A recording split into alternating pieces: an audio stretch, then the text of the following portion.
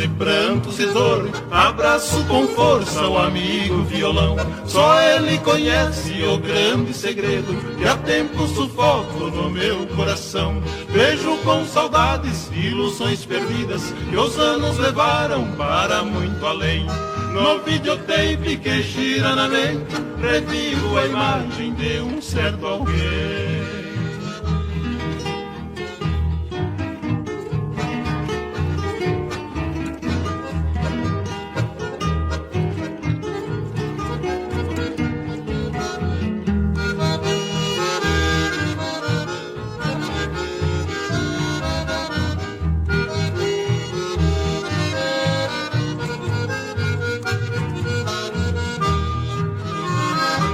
Esse alguém a quem me refiro foi a derradeira inspiração. Acariciei seu rosto pela última vez e chegou ao fim toda a minha ilusão. Na alma sentiu o amargor da derrota, no último beijo ela percebeu.